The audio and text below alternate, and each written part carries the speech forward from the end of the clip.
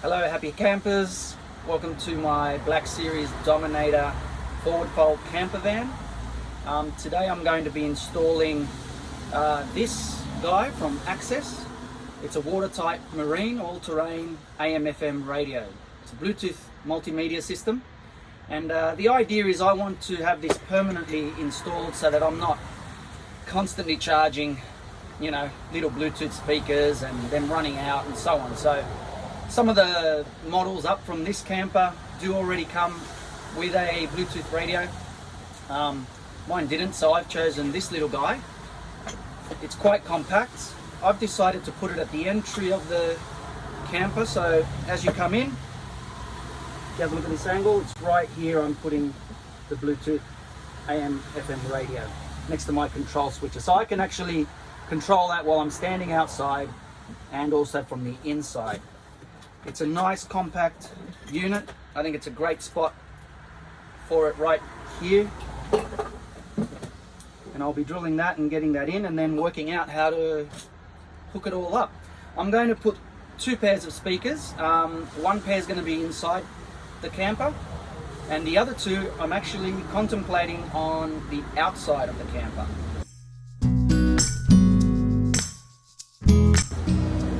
It's an idea I've seen on some other campers. I just want to give you guys ideas of what you can do with your own forward fold.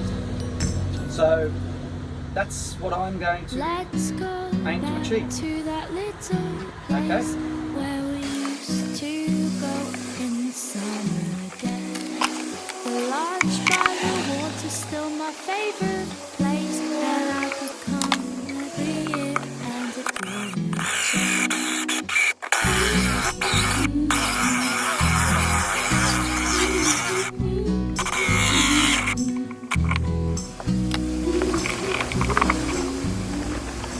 So guys, I've got the Bluetooth stereo in here at the entry of the forward fold Black Series Dominator, and it's time to install the speakers. To go with the Bluetooth AM/FM radio that I've just installed here at the entry of the Black Series Dominator camper van.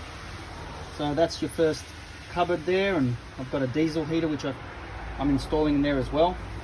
I'm going to be installing these 6-inch by Access as well MA600B ultra slim full range speakers.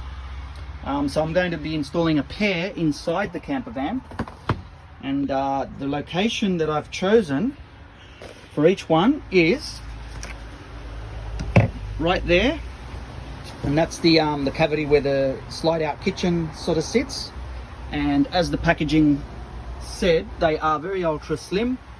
Once I get past the panel here, which is 17mm thick, I'll only need 8mm protruding out the back, and there's a lot of space there, so that is not going to intervene with anything there at all. And good place to run some cables. Looks like Black Series have used this cavity to run their own electricals. So that's the position for one, and the other position for the next one is right here next to the sockets there, the 12-volt sockets, and just behind that is the dual batteries, and there's plenty of room there. Again, there's about, I'd say, 25 to 30mm, and again we're only going to be protruding 8mm past that. That's the aim, guys. Let's get installing. So I've marked up my hole, and I'm trying to use a jigsaw here, but there's not a lot of room. I can't get my angles right, so I've only managed to do the bottom. So my next tool is the Recipro. Let's give it a go. Make sure I don't hit the kitchen behind, so I'll have to just be careful with that, because the blade is almost, if not touching, the side of the kitchen.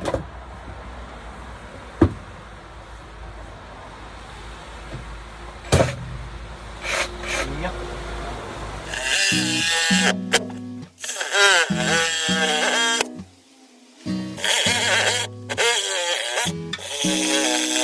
Let's go back to that little place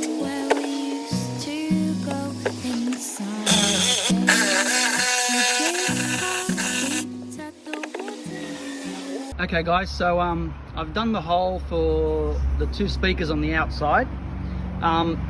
This one's fine. There's plenty of room there for you to place it where you like. Just be careful to account for the 25mm on this lip. I got very close to this closing mechanism, and I had to actually drill the hole further down to move the speaker down, because I'd gone beyond that 25mm there. So that one's pretty easy. This one, couple of things to take note. I think I mentioned earlier to follow this black line. Don't do that, because the black line is actually there, and there's a cross beam there. You don't want to play with the cross beam. But if you can pretty much just come up from the black line and get close to it, then you can drill a hole so that your speaker wire can go straight through. And also be aware that there's a beam coming down here pretty close to the fridge area. So if you move over from the fridge area this way, you'll miss it. And there's your cavity, all free for the Access speaker to go in. I used a jigsaw, and I had to cut the blade off the jigsaw because it was just hitting on the back there. It's a little bit tricky, but if you're handy, you'll be able to pull it off. All right, let's hope she pumps.